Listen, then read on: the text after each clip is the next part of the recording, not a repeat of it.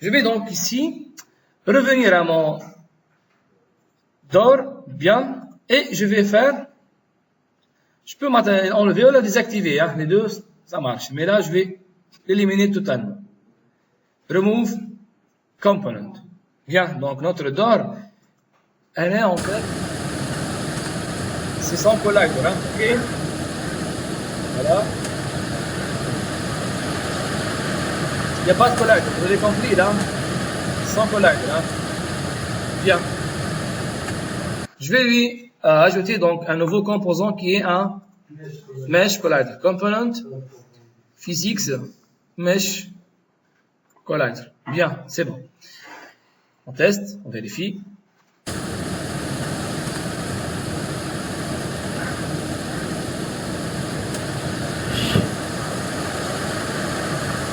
Bien sûr, quand on a touché, hein, il faut toucher. Vous avez compris là? Le script, il est valide. Bien. Donc, je reviens à mon script qui est collé à mon first person. Bien.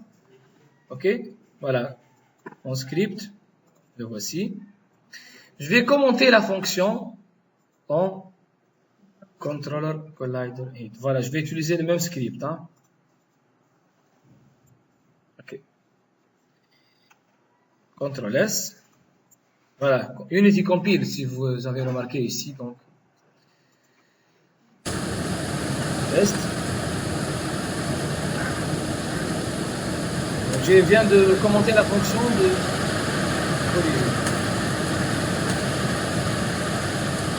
Voilà, c'est bon? Bien. Donc là, donc vous avez un deuxième script, donc là. Voilà. Script qui s'appelle en fait Raycast. Vous voyez là? Raycast. Raycasting, la méthode s'appelle. Voilà. Donc, OK. Vous ajoutez ce script, hein, raycast.js. OK, donc je vais dans script, import new assets. Et là, je vais importer le script qui s'appelle raycast.js. Est-ce que c'est clair? Bien. Bon, là, je vais désactiver le script. OK, je vais enlever le script. Bien. De mon first person, ok? Parce qu'ils vont faire la même chose. Ou bien je commente la fonction et j'ajoute dans le même script la fonction de...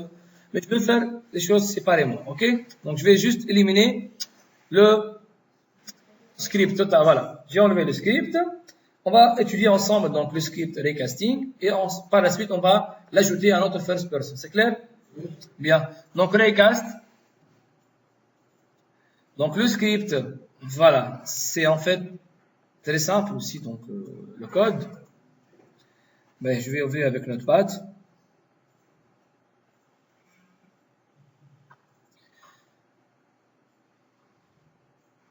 Bon.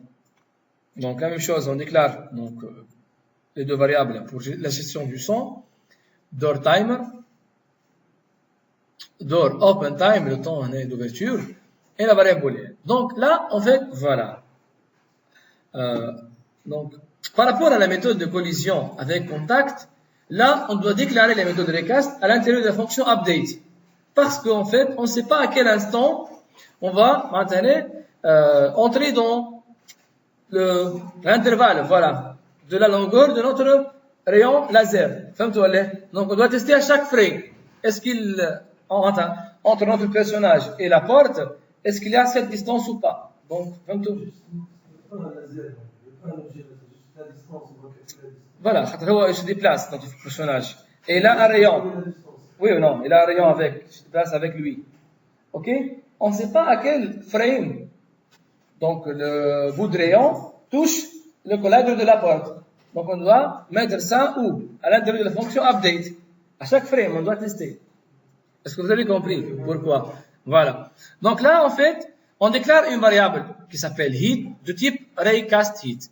Tout à l'heure, on a appelé la variable, type de variable, c'est collider, control collider heat. Là, c'est raycast heat. Et on fait, voilà, un premier if pour créer le raycast, pour créer le rayon. If physics.raycast. C'est-à-dire que si on arrive à créer un raycast, où, voilà, le point de départ.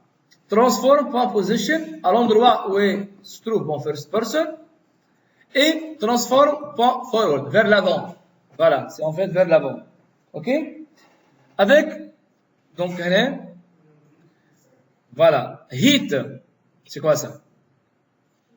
Voilà, si notre rayon entre en collision avec quelque chose pour une valeur de 5 mètres. Est-ce que c'est clair? C'est clair, hein? C'est en fait naturel. Hein?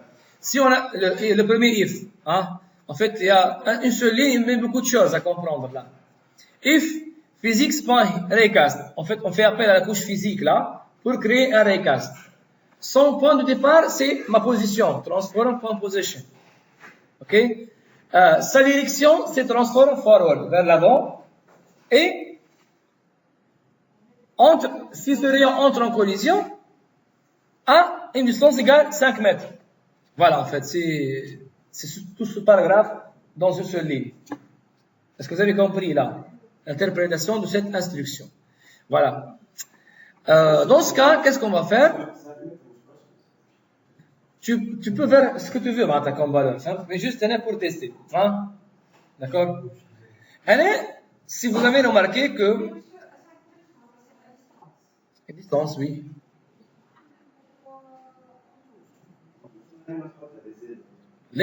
Si on veut ouvrir la porte, hein, avec donc contact, on utilise la méthode on contrôle collider heat. Si vous voulez simuler ce qui se passe fichion, hein, l'ouverture à distance, vous utilisez le raycast. Vous avez compris? Voilà. Et en fait, cette méthode, elle est très intéressante. Pourquoi? Parce qu'en fait, avec la méthode précédente, on pourrait ouvrir la porte même si on se place vers l'arrière, en arrière. Contact. Donc c'est en fait un peu bizarre, hein, si j'arrive à ouvrir la porte, hein, en se déplaçant vers l'arrière. Mais avec cette méthode, on précise là dans quelle direction on va ouvrir la porte. Forward, transform.forward. Je crée un rayon vers l'avant. Donc je ne peux ouvrir des choses, des portes, que si elles se trouvent en face. Vous avez compris, s'il vous plaît, voilà, c'est très intéressant, donc, la méthode de raycast. Donc, voilà. Le premier if, c'est-à-dire que si on crée un rayon, point de départ, position, transform position, vers l'avant, 5 mètres, et il entre en collision, qu'est-ce qu'on va faire après? Un deuxième if. Si le collider, voilà, il a un tag qui s'appelle port, et là, c'est en fait, on a vu ça, hein, un door is opening à la force, qu'est-ce qu'on va faire? Voilà, current door. Là, en fait, j'ai un peu changé, hein, d'accord? Parce qu'en fait, regardez, tout à l'heure, on a créé deux fonctions pour faire la même chose presque. Door, open door, shut. Hein? Les deux fonctions font trois instructions. Il y a lancement de l'animation d'ouverture ou bien de fermeture, lancer un fichier son et changer la valeur de la variable booléenne. Oui ou non? Donc, moi, ce que j'ai fait dans ce script, c'est d'unifier les deux fonctions en une fonction qui s'appelle door. Est-ce que vous avez compris? Donc, door, elle accepte combien de paramètres ici? A clip de type audio clip, c'est-à-dire que quel fichier son choisir. Open check, c'est en fait la variable booléenne, hein. L'animation et le door, la porte. Donc, qu'est-ce que fait cette fonction? Elle lance le fichier audio clip, elle modifie la valeur de door is open et elle lance l'animation. This door, en fait, voilà, le paramètre ici, this door. On doit chercher son parent. Vous voyez là, en fait, on a dit que l'animation, elle est relative à l'outpost, non plus à la porte. Donc là, vous voyez comment je cherche le parent. Transform.parent, voilà. En fait, je monte dans l'hierarchie. Je trouve son parent qui est l'outpost. Ensuite, je lance à partir de l'outpost l'animation, play, le nom de l'animation. Est-ce que c'est clair déjà? Vous avez compris le code de cette fonction? C'est pas difficile, je pense. Hein? Trois instructions. La première pour lancer le fichier son. La deuxième pour changer la valeur de la variable booléenne. La troisième, c'est pour lancer l'animation du parent. C'est mieux, voilà, c'est optimal. Et selon donc, soit qu'on veut ouvrir, soit on ferme, on change les variables effectives, on appelle ça. Voilà. Donc pour ouvrir la porte, voilà. Regardez ça. Current door, Voilà comment je récupère l'objet avec lequel j'entre en collision. On a dit que la variable heat, c'est une structure donnée qui contient toutes les informations sur la collision, oui ou non? Donc voilà, pour récupérer la porte, c'est très simple. En fait, on a fait une collision avec le collider, oui ou non? Donc collider.GameObject, ça vous donne l'objet 3D avec lequel vous entrez en collision. C'est en fait la porte. Est-ce que c'est clair là? Bien. Donc voilà, on fait un appel à la fonction door, voilà, en passant le fichier son d'ouverture. True, c'est pour rendre la valeur de la variable door is open égale à true. Et donc là, le nom de l'animation est door open. Bien, avec un O majuscule. Très bien. Et current door, on passe donc ici donc la porte qu'on vient de récupérer avec heat collider GameObject. C'est bon? Et là, donc, de même, au niveau de la fonction, on est encore dans la fonction update, hein? If door is open, c'est égal à true. Vous connaissez ça, hein? C'est un test logique. On va donc incrémenter, comme je viens de le dire là, s'il vous plaît, le time.delta time, en fait, c'est le temps nécessaire pour exécuter un frame. Est-ce que vous avez compris? C'est pas une seconde, hein? Time, delta time, hein? C'est en fait, n'est pas une seconde, mais c'est le temps nécessaire pour exécuter un frame. Aqal, oui, c'est ça. Je pense que le frame, en fait, une seconde, c'est équivalent à 5 frames. Une seconde. Bien, donc si le door timer dépasse 3, qui est en fait le temps nécessaire, le temps complet pour l'ouverture, on lance cette fois-ci la fonction door, mais cette fois-ci avec des actions de fermeture. Ok, on lance le fichier son door sound. Donc là, on change close. Ça va? C'est bon? Il n'y a pas de problème? Il est clair le fichier, hein? Sur le recast, c'est très facile, hein? Il est très court le fichier. Et comme d'habitude, require screen component audio source. Voilà. Donc on va glisser.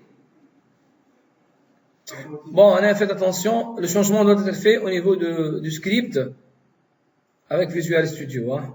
Ok, là. Voilà, je dois changer ici donc door open. Voilà. Et également door close. Donc, qu'est-ce qu'il reste à faire, Tawa? On va assigner ce script à notre personnage jouable et on doit remplir donc les variables avec les fichiers son associés. Voilà, donc là, je vais donc sélectionner mon first person. Ok, vous voyez là, il n'a pas donc je vais éliminer même le composant audio source, remove component. Je vais donc mon first person, component. Et là, donc, je vais ajouter donc script.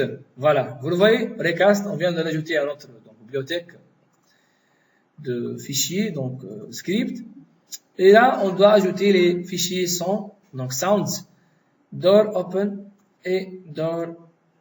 Voilà, c'est ça. On va tester.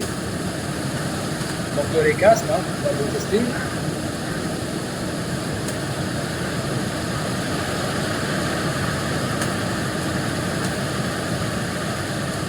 Et là, on est très loin. La porte s'ouvre. La porte elle est fermée. Je vais m'approcher en fait. Voilà. C'est à distance. Vous avez remarqué la différence? Voilà. Donc bravo donc pour cette première donc partie. Donc on a vu maintenant deux types de collisions, ok? Le collider, en contrôle collider heat, cette méthode permet donc de gérer tout ce qui est collision avec contact, et le recast pour gérer les collisions à distance. Ok? C'est le temps de la pause. Ben on va, c'est bon, c'est la pause maintenant. D'accord, je vais donc arrêter cette vidéo.